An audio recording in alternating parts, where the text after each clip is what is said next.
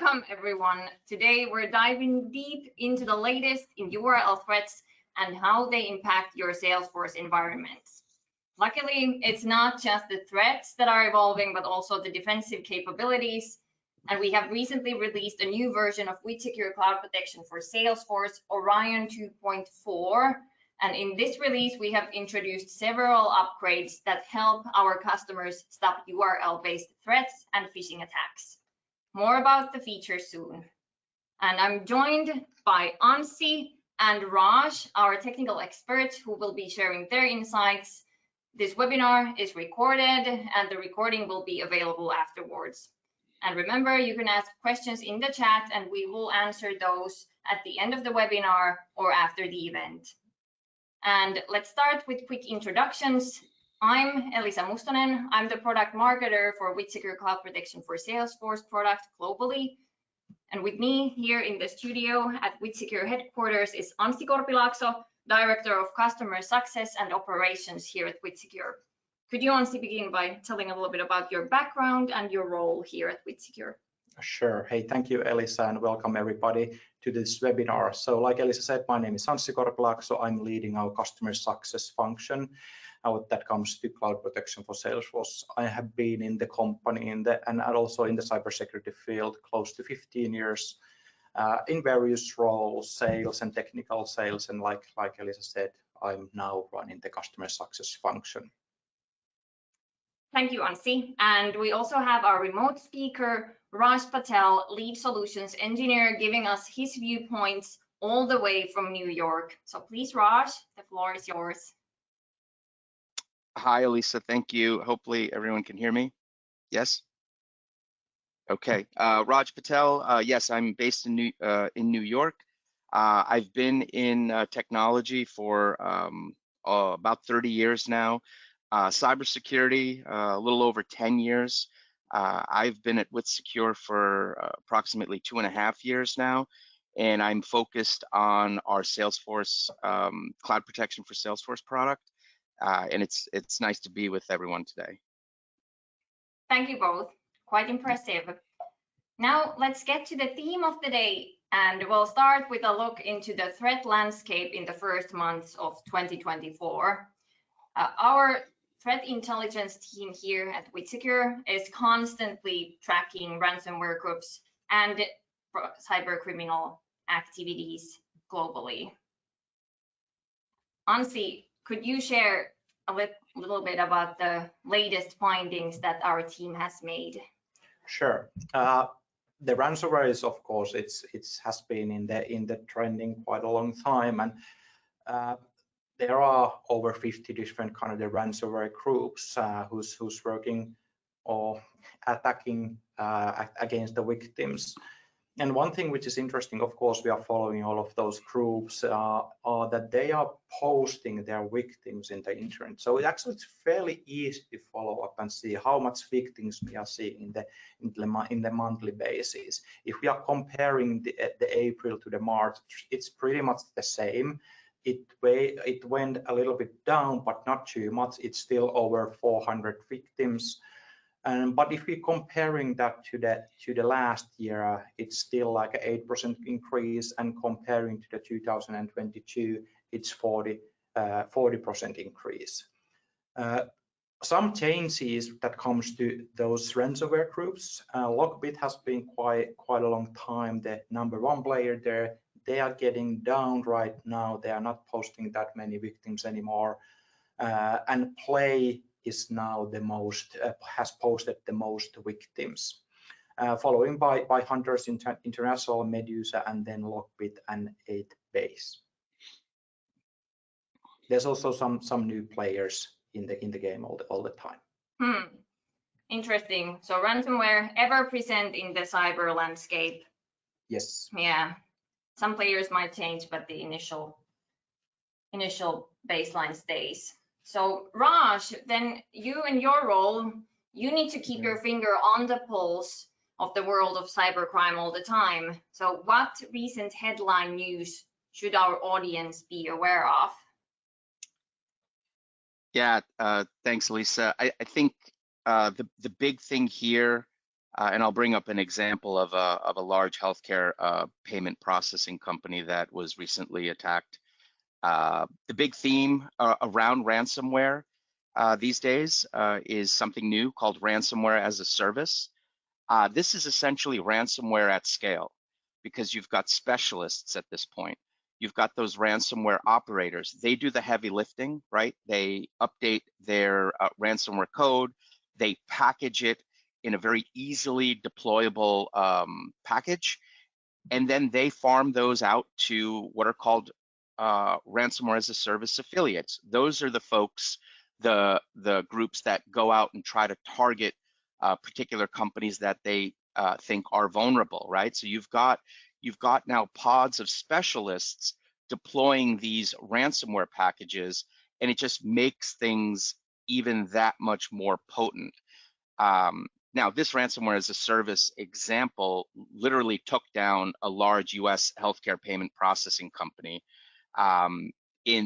with the tune of $1.6 billion ultimately. And this is a situation where after paying the ransom, this company, and it's called Change Healthcare, after paying the ransom, there were some issues around the operator and the affiliate where the affiliate did not get paid by the operator. So now you've got an affiliate who is holding all of this payer processing data, and they're not deleting it because they weren't paid by the operators. So the whole concept of ransomware as a service has completely muddied the waters because you have multiple groups trying to negotiate payments, and the person and company left holding the bag is the victim in this case, this large payment processing company. It's unfortunate, and it's only going to get worse. The victims or the crime perpetrators are finding more and more ways of making things easier to deploy these ransomware packages. Quite interesting. This is a little bit the same as like with the phishing as a service platforms or services available out there. So really like. Yeah, absolutely. Now the as a service, exactly, the as a service type of concept that actually helps companies. You've got infrastructure as a service and a lot of these very valuable services that a lot of these SaaS providers provide. But at the same token, these threat actors are now using that as a service concept to make it easier to deploy these ransomware packages and other malware. And it's affecting all the different aspects of data. Yeah, and a little bit more about this kind of network of cyber threats or the complexity around this and the ecosystem thinking is this third-party risk management. Could you, Ross, tell the audience a little bit? Yeah. How does this look like? Absolutely. So it's basically supplier risk management, third-party risk management. We are in such a interconnected world these days where in the past you had your four walls and you were just really focused on securing those four walls. But now companies, to be competitive, to gain more revenue, they need to be more efficient. And that's what the internet has brought, more efficiency. But with that, there are issues, as you can see in this chart, where you are depending on third-party partners, vendors, even customers, and you have to watch what is happening in their footprint, because their footprint is ultimately affecting you either upstream or downstream when it comes to cyber attacks. So it's something else that companies need to watch out for. It's what are their partners doing to their environments and how are they securing their environments. Thank you, Raj. That's really interesting. And since Salesforce is a highly connected platform,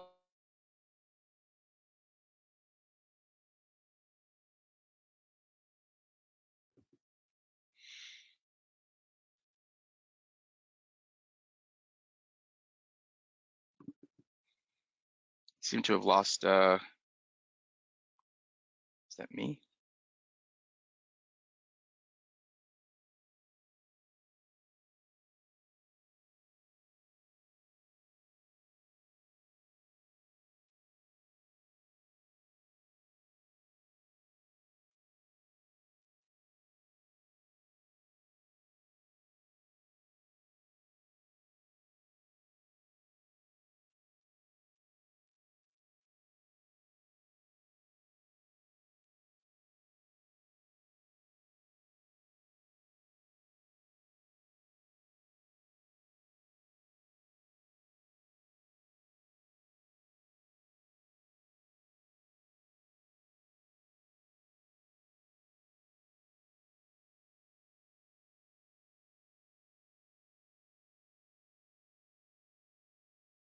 Okay, I can see that we have some technical problems, but hopefully you can hear us and you can see now my screen.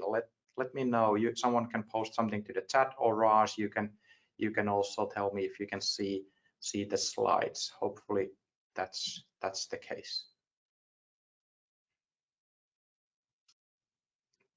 Can you hear me? Yes, sorry about Awesome, that. great. I'm Yeah, back. I'm thinking that it's good to give like a even deeper and more real world kind of the example about the what's the third party means, what the kind of the supply chain attacks looks like, and this is some example what we have seen in our customers. Not necessarily want to tell who are the customer, but let's put it in a way that it's in manufacturing area, and this company have a lot of different a lot of services all over the world, and what is interesting that they are not maintaining those services with themselves. They actually using third party subcontractors for the maintaining, and whenever the services is down or there are something with what that need to be fixed, customers can of course create a support ticket. And like the support ticket could come to the Salesforce platform in multiple different ways. It could come like from web form, email, the case, whatever that choice will be. It will in the end create a case inside the Salesforce platform. And what happened then? The maintenance agent from this manufacturing company, of course, will try to understand what's the problem, where the problem is, who is the nearest kind of the subcontractor who are able to fix the problem, and then of course will forward that case to the subcontractor. And we have seen that the subcontractors, or let's say partners or customers, has been infected from customer Salesforce environment. Not necessarily that they have sent them kind of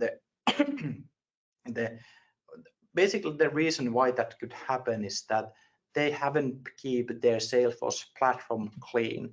The content what they are sharing to their customers or partners or subcontractors, they are responsible. It's their responsibility to keep the content clean.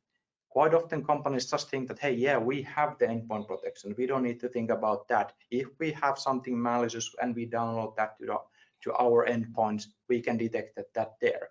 That's the last security layer. I'm not sure that is it okay to trust the last security layer. But in those cases where you're forwarding those contents to your partners or customers, it's still you who are responsible to keep that content clean. Thank you, Anssi. And what other threat findings do we have, and from Salesforce in particular?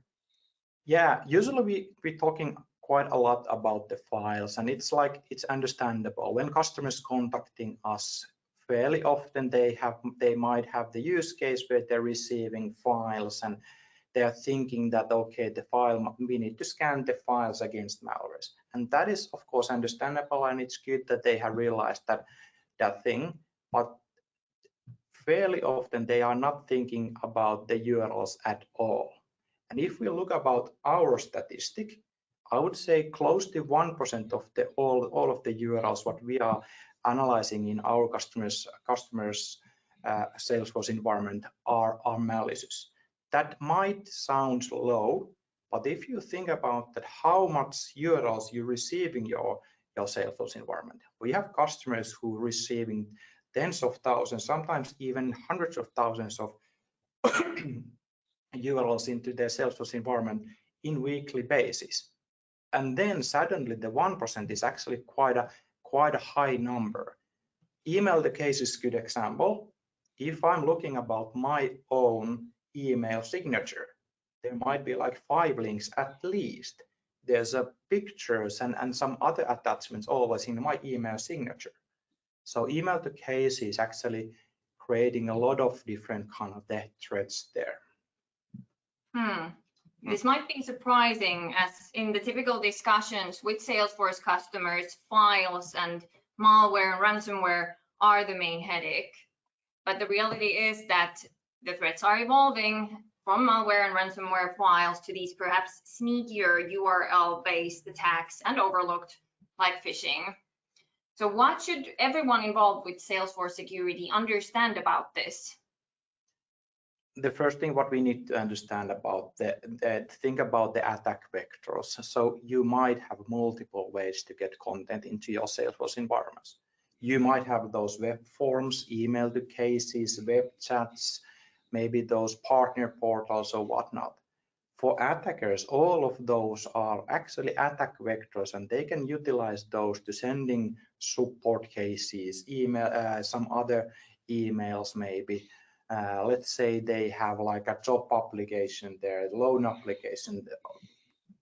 The list goes on and on. So attackers can easily utilize those attack vectors fairly easily. And something nowadays, actually, it's interesting that companies has put a lot of energy in the email security, and they have even the kind of the security awareness training there. So people nowadays start to understand that, hey, maybe I shouldn't click all the URLs, or maybe I shouldn't open all the attachments what I'm receiving from email. But when people is working inside the Salesforce platform, that thinking is completely gone. They don't have that kind of awareness. They are automatically trust all the content what is in their Salesforce environment. Yeah, these phishing threats certainly come in many shapes and forms, not just through many different avenues. I happen to know that our consultants have been investigating quite a complex attack recently with Salesforce in the mix. So Anssi, could you tell us what exactly happened there? What was this attack scenario? Yeah, this was very interesting case. Energy company from Europe. Basically, everything started from email to case, and the email to case actually included the document. It was actually the PDF, and inside that PDF they had the link. The victim actually, what happened? The victim actually opened the PDF, then clicked the link inside the PDF, which ended up to the kind of the fake Microsoft authentication web page, and unfortunately the victim gave his or she's credentials to the site, and in the end the attacker was able to kind of compromise the whole company with those stolen credentials. So summarize, if we think about the what happened, there were email the case, there were actually the file, but inside that file there were also the URL. So it's interesting that there are multiple stages in that attack. And we do have some other detections that kind of support this, or at least align on with this story as well.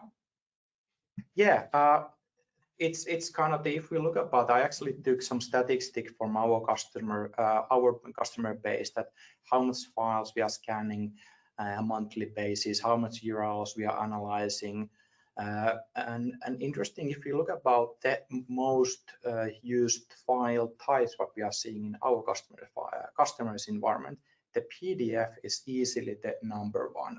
Almost 60% of the file types are PDFs. So that is interesting fact. If we look about the detection ratio trend, we can see that in last year, if we start from Q1 and up to the Q4, detection ratio actually increased 700%. So we see more and more attacks in our customer Salesforce environment. But if we go back to this PDF thing, so most of the files are PDFs, and if we look about that, what other vendors saying actually about the PDF, we know that, but sometimes it's actually nice to show some other security vendors that what they have seen and what their research saying. And for example, Palo Alto Networks saying that 66% of the malware is delivered through the PDFs. Can you see the connection here? Exactly. Thank you, Anssi. I think this quite well illustrated the overall complexity of cyber threats today, and the fact that there is no silver bullet to stop all, even if you would scan PDFs. What makes things even trickier is that the URL threat category in particular is not that well understood, especially in the Salesforce sphere. And there's definitely room for improvement for the security vendors here as well. We have taken URL threats into account in WithSecure Cloud Protection for Salesforce since the early days of our product. And now, just recently, we've enhanced our URL protection capabilities in the latest Orion 2.4 release.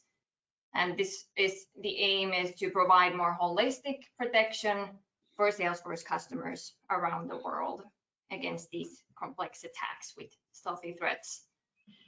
In the release 2.4, we have added capabilities to detect malicious URLs inside files, as was in the case, to detect threats behind short links, and we've broadened URL protection capability to cover custom objects and fields in Salesforce. The custom objects and fields, I would say that is the most requested feature from our customer side. So I'm super happy to kind of see that now this is the first phase about the custom objects, URL protection in custom objects and fields.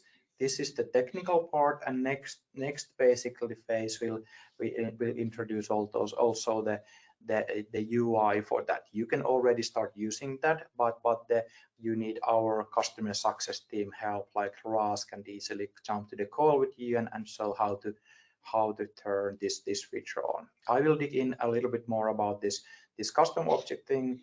There are some other minor things. So we have updated the bridge preview links, URL list. There are some performance enhancement, and of course the resilience is very important. So sometimes, as most likely, as you all know, the Salesforce platforms are like a complex, and there might be a lot of different kind of the customization, and sometimes scans might fail. So I'm happy to kind of introduce that now in this newest feature. We have multiple ways to kind of improve the resilience and retry those scans as well. But if we go to the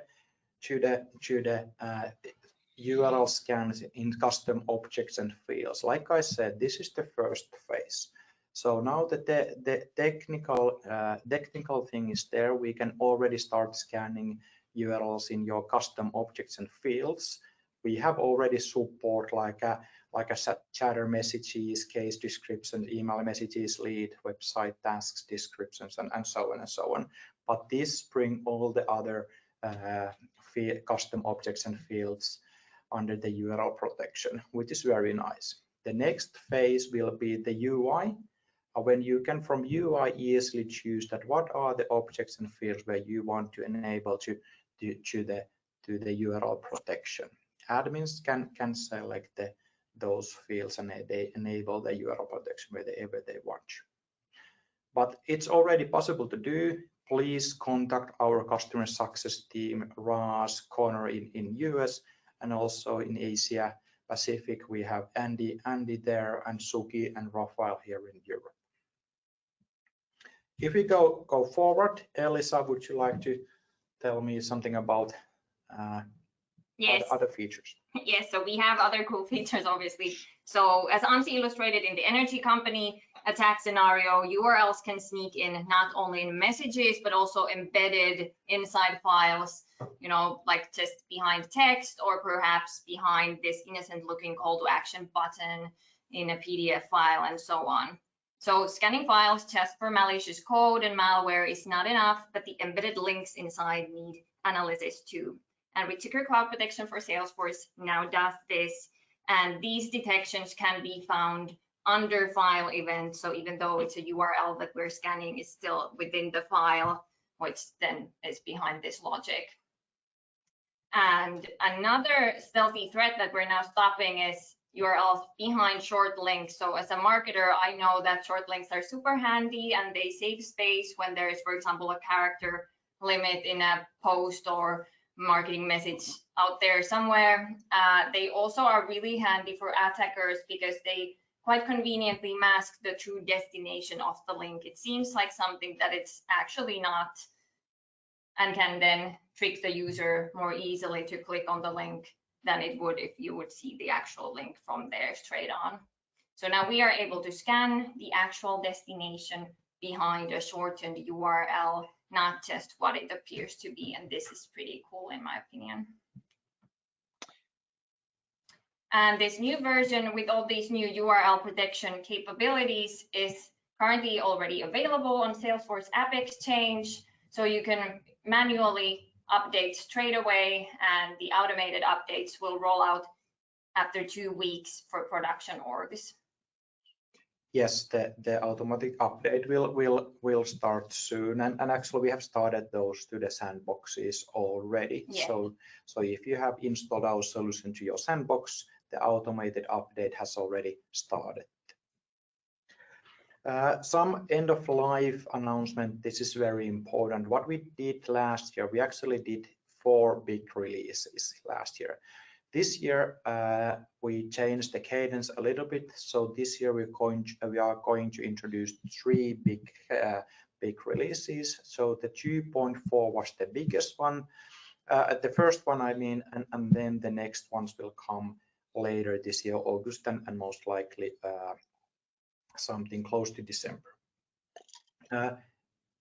End of life thing is now it's very important. If you are using 1.x versions, 1.7, 1.6, 1.8, those need to be updated before the end of Q3. This is very important that everybody will upgrade those versions to the latest and greatest. So we are doing some backend changes there. We are retiring some old backends there, and those 1.x versions using the old backend, and it's necessary to now upgrade to the 2.x versions. Our recommendation is that please turn the automated update on, so then you will always get the latest and greatest version. We always adding new features, but also improving the performance and fixing bugs here and there. So maybe one more thing is that how the product AOL thing works is basically we are always supporting the current version and 2 versions before the current versions. So we are supporting 3 versions at the same time. So in this case, it means that 2.4, 2.3, and 2.2 are now supported. Thank you, Anssi. And now to the more juicy part. So let's go to the Q&A. You forget the sneak peek about the roadmap. I have no power here. Yeah, these are just few items, top level items that we are going to focus in future releases. So there are, like I said, the UI part for the custom object URL protection will come in the next release. We are going to change some technologies, so we are switching to the SHA-256. There are some QR code scanning. Domain age detection and blocking is fairly nice thing. What we are also working, something which actually comes to these URL protections is that quite often when we look about these attacks, those phishing links are fairly often very new. It might be that the URL domain age is actually 2 weeks or something like that. And security vendors, it might be that we don't have the reputation for the URL. But if we see that, hey, this URL is actually only 2 weeks, this domain is actually only 2 weeks old, it's fairly possible that the link, the URL is malicious, or they are using that in the phishing attacks. But a lot of changes are coming, UI changes. We're going to revamp the admin panel completely, blocking password protected archives and so on and so on. But these are just sneak peek about the upcoming releases. And now finally to the Q&A. So let's address questions from the audience that we have. And if you have questions now that you have not yet asked, please put them online. The first question is from Victor. So is there a list of what WithSecure can do that Salesforce Shield cannot? There's a lot. Who wants to go? Anssi, do you want to take this one? Yeah, I don't know where to start. So Salesforce have a lot of security features. Some of those are built in, some of those are kind of the opt-in features. They have Shield. That's one of the biggest thing what they have. If I remember correctly, they have like 12 to 13 different kind of the security solution in the Salesforce. None of the thing that Salesforce doing there are not competing with us. Salesforce is doing completely different kind of the things to what we are doing. There's a encryption thing and other things, but what we are focusing is that we are focusing to scanning content. We are focusing to scanning malwares in files, scanning URLs against malicious URLs, phishing links, and so on. So that's where we focusing right now. There are some other features what we definitely will bring to the table in future, but currently the kind of the malware protection is where we can hire. But what basically kind of what's the biggest difference? Salesforce don't do any malware protection. Salesforce actually using our solution in their own environment as well, because they also know that, hey, there's a security gap there and they need to handle that somehow, and they have choose to use our solution for the malware protection. Thank you, Anssi. I hope that answered the question thoroughly. Then there is another question. For scanning custom fields, do we need to do some extra setting apart from what we have now? Yes, you do. So like I said, the technical part is right now there. It's a little bit manual thing to turn the URL protection in custom objects on right now. It's not too hard. It's fairly easy and simple to do. And we are more than happy to jump to the call with the customers and turning this on. So please reach out our customer success team or our sales guys. We have, of course, the good documentations how to do it, and it's not too hard. But yes, there are some extra steps that need to be done. Good, thank you for explaining that. And then what's unique about URL detection capabilities in WithSecure solution compared to others? Very good question. The easy answer is that others or our competitors in Salesforce world, actually, from my understanding, they are not even doing that. So we are pretty much the only one who's actually can really scan URLs in real time in those custom objects fields, wherever you put those. So that's the difference. Some competitors can scan URLs inside the files, but that's pretty much it. So not the normal URLs just uploaded as is to Salesforce through different fields. If you put like a URL in the chatter, we can scan it. From my understanding, our customers are not able to do that, but this is just for my understanding. Okay. And the also, next one, this was about Raj, hey, Raj, please. Yeah, just real quick. One other thing that is interesting that we do, and it's really relevant to shortened URLs, where when you look at a shortened URL, you don't really know what the destination site is. And then within the shortened URLs, you can have URL shortening services and even shimming services that threat actors can use to deviate the original intent of the URL.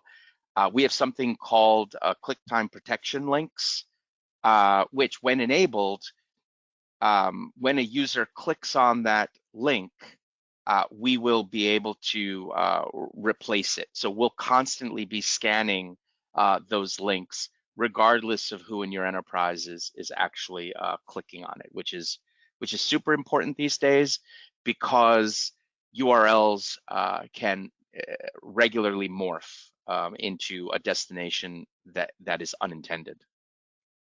That was very good point, Ross. Thank you to adding that, and maybe adding a little bit more for that is also the visibility side is there as well. So it's not only the protection. It's very important that we can scan those URLs and find when those are posted or clicked or downloaded. But then the visibility side is also super important. So in security, I would say that everything starts from visibility. If you don't have visibility, it's pretty hard to build security around that. So the visibility is very, very big thing in our solution. You can see that where we got those links, who has been clicked those URLs, who has been downloaded those files, and so on.